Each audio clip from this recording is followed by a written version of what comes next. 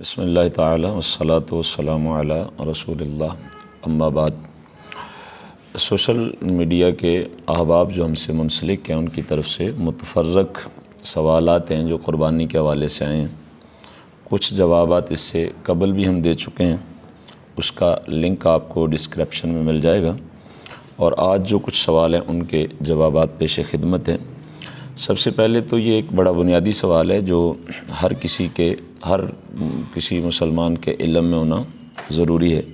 کہ قربانی کس پر واجب ہے۔ تو اس کا جواب یہ ہے کہ ہر مسلم جو بالغ ہے اور مقیم ہے، مسافر نہیں ہے، اور وہ صاحب نصاب بھی ہے، اس پر قربانی واجب ہے۔ نصاب کی مقدار کیا ہے؟ وہی نصاب کی مقدار ہے جو زکوٰۃ میں ہے۔ البتہ زکوٰۃ کے نصاب میں سال کا گزرنا شرط ہے، مگر قربانی کے نصاب میں جو قربانی کے 3 دن ہیں، ان دنوں میں کسی بھی وقت اگر بندہ صاحب نصاب ہو جائے تو اس پر قربانی واجب ہو جاتی ہے۔ زکوٰۃ کا اور قربانی کا اور فطرے کا نصاب ایک ہی ہے، فرق میں نے آپ کو پہلے واضح کر دیا۔ 7.5 تولے سونا ہو، یا اس کی قیمت، یا اس کی قیمت کے برابر سامان تجارت یا ضروریات اصلیہ کے علاوہ آپ کے پاس اگر سامان پڑا ہوا ہو۔ 52.5 تولے چاندی، اس کی قیمت جیسے کہ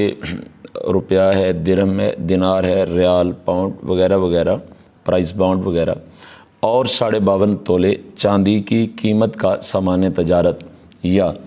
ضروریات اصلیہ کے علاوہ اگر گھر میں آپ کے اتنا مال پڑا ہوا ہے کہ وہ 52.5 تولے چاندی کی قیمت کو پہنچ جاتا ہے تو آپ پر قربانی واجب ہوگی۔ اگر 3 دن جو قربانی کے ہیں، 10، 11 اور 12، ان دنوں میں آپ کسی بھی وقت صاحب نصاب ہو جاتے ہیں تو آپ پہ قربانی واجب ہوگی۔ یہاں پہ ہو سکتا ہے کہ کسی کے ذہن میں یہ سوال آ رہا ہو کہ ضروریات اصلیہ کس کو کہتے ہیں؟ تو ضروریات زندگی جن کی عموماً انسان کو ضرورت ہوتی ہے اور ان کے بغیر گزارا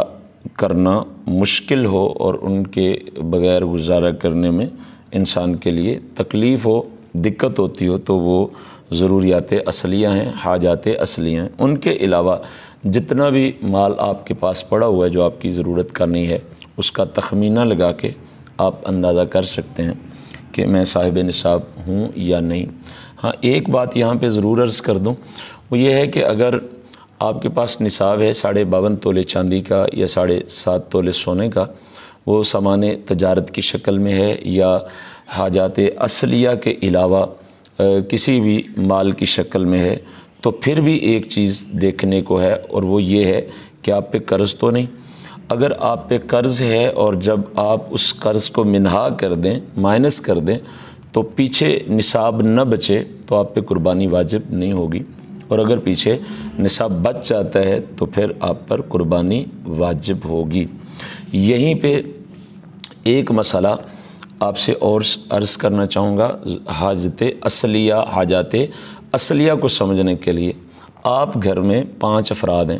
اور آپ کو 5 سردی کے اور گرمی کے بستروں کی ضرورت ہے،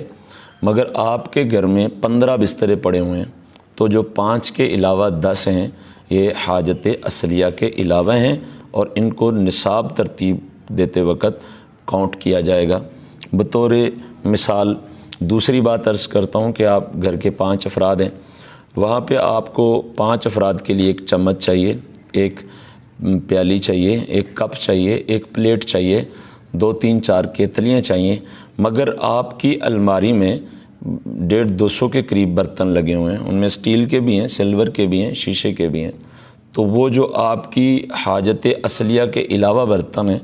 جب قربانی کا نصاب ترتیب دیا جائے گا، دیکھا جائے گا،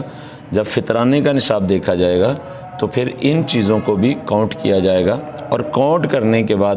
ان سے آپ قرض کو منہا کر لیں۔ پھر بھی اگر پیچھے نصاب بچتا ہو تو پھر قربانی دینا ضروری ہے، اور قربانی کے انہی دنوں میں قربانی کرنا لازم ہے۔